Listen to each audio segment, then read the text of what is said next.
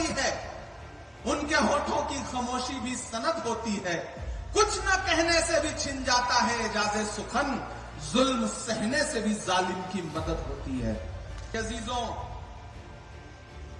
अपने दिलों को मजबूत बनाओ, अपने दिलों को मजबूत बनाओ और अपने दिमागों में सोचने की आदत डालो। फिर देखो ये फैसले तुम्हारे लिए कितने फायदेमंद होंगे। ये देखो, मस्जिद के मीनारे तुमसे उचक उचक कर सवाल कर रहे हैं कि तुमने अपने तारीख के सफात को कहां गुम कर दिया है। अभी कल की ही बात है कि यही जमुना के किनारे तुम्हारे काफिलों ने वजू किया था और आज तुम हो कि यहां रहते हुए खौफ महसूस करते हो। इसके खिलाफ आवाज उठानी है, क्योंकि इसी जमीन में जो खुददारी बोई है मौलाना अबुल कलाम आजाद ने। मैं आज रास्ते में आ रहा था तो मैं दिल्ली के जामा मस्जिद में 1947 में उनका दिया गया भाषण, उनकी तकरीर पढ़ रहा था। तो मुझे लगा कि जब मैं वहां खड़ा होऊंगा तो मैं दोनों को कैसे एक दूसरे से कनेक्ट करूं।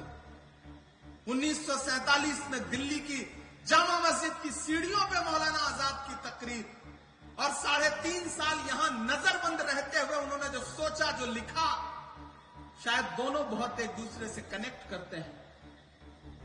और आज तो बारिश भी हुई है। उन्होंने उस वक्त कहा था तकरीर करते हुए कि अजीजों, अपने दिलों को मजबूत बनाओ, अपने दिलों को मजबूत बनाओ और अपने दिमागों में सोचने की आदत डालो। फिर देखो ये फैसले तुम्हारे लिए कितने फायदेमंद होंगे। ये देखो, मस्जिद के मीनारे तुमसे उचक उचक कर सवाल कर रहे हैं कि तुमने अपने तारीख के सफात को कहां गुम कर दिया है। अभी कल की ही बात है कि यही जमुना के किनारे तुम्हारे काफिलों ने वजू किया था और आज तुम हो कि यहां रहते हुए खौफ महसूस करते हो।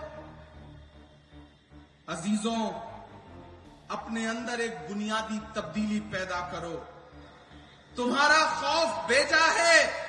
मुसलमान और बुज़दिली एक जगह जमा नहीं हो सकता। सच्चे मुसलमान को कोई ताकत हिला नहीं सकती है, न कोई खौफ डरा सकता है। चंद इंसानी चेहरों के गायब हो जाने से डरो मत। अजीजों, तब्दीलियों के साथ चलो। ये न कहो कि इसके लिए तैयार नहीं थे, बल्कि तैयार हो जाओ। सितारे टूट गए हैं लेकिन सूरज तो चमक रहा है। उससे किरण मांग लो और उन अंधेरी राहों में बिछा दो जहां उजालों की सख्त जरूरत है। मैं तुम्हें यह नहीं कहता कि तुम हाकिमाना इक्तिदार के मदरसे से वफादारी का सर्टिफिकेट हासिल करो। मैं कहता हूं कि जो उजले नक्शो निगार तुम्हें इस हिंदुस्तान में माजी की यादगार के तौर पर नजर आ रहे हैं, उन्हें तुम्हारा ही काफिला लाया था। उन्हें भुलाओ नहीं, उन्हें छोड़ो नहीं, उनके वारिस बनकर रहो। समझ लो, तुम भागने के लिए तैयार नहीं तो फिर कोई ताकत तुम्हें नहीं भगा सकती है। आओ अहद करो कि ये मुल्क हमारा है। आओ अहद करो कि ये मुल्क हमारा है। हम इसके लिए हैं और इसकी तकदीर के बुनियादी फैसले हमारी आवाज के बगैर अधूरे रहेंगे। आज जलजलों से डरते हो, कभी तुम खुद जलजला थे। आज अंधेरे से कांपते हो, क्या याद नहीं रहा कि तुम्हारा वजूद खुद में एक उजाला था। ये बादलों ने मैला पानी क्या बरसाया कि तुमने भीग जाने के डर से पायजामे ऊपर चढ़ा लिए। वो तुम्हारे ही इस्लाफ थे जो समुंदरों में उतर गए, पहाड़ों की छातियों को रौंद डाला। आंधियां आई तो उनसे कह दिया कि तुम्हारा रास्ता ये नहीं है। ये ईमान से भटकने की बात है कि शहंशाहों के गिरेबान से खेलने वाले आज खुद अपने गिरेबान से खेलने लगे हैं। अजीजों, मेरे पास कोई नया नुस्खा नहीं है, वही 1400 बरस पुराना नुस्खा है।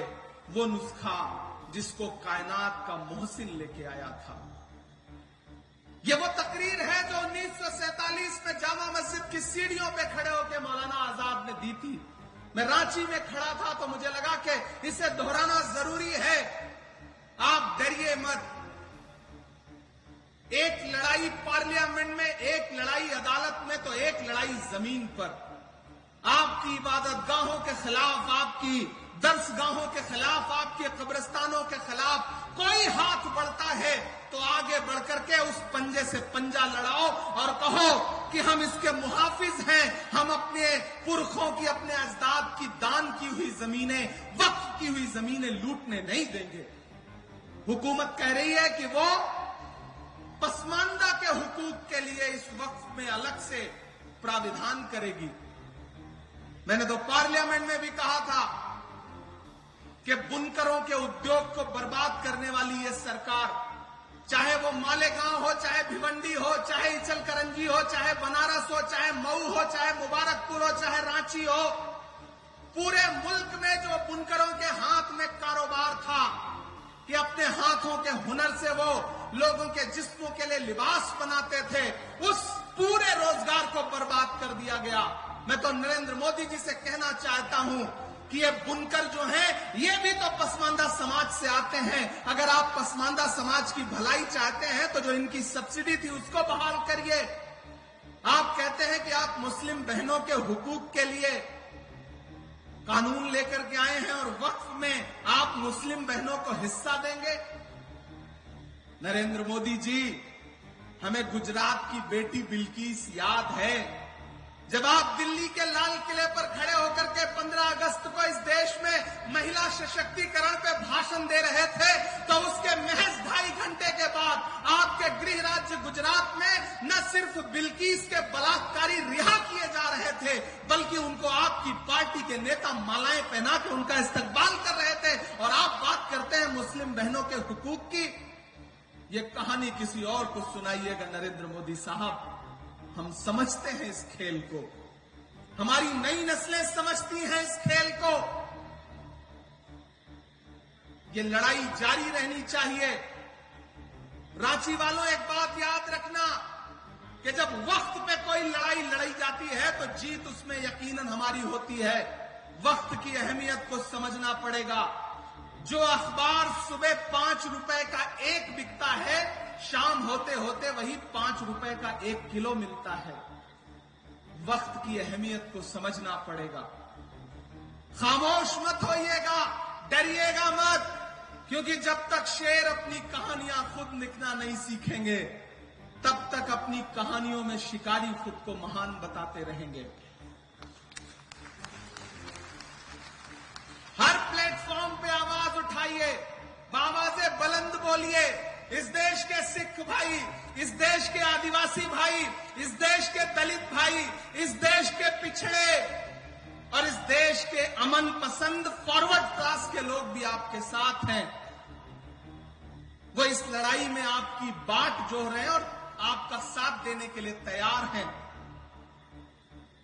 और मैं जिस पार्टी से आता हूं उसका माइनॉरिटी डिपार्टमेंट का नेशनल चेयरमैन होने की हैसियत से भी कह रहा हूं कि आने वाले दिनों में जब भी सरकार बदलेगी, मैं यकीन दिलाता हूं आप सारे लोगों को कि पहली फुर्सत में जब भी हुकूमत बदलेगी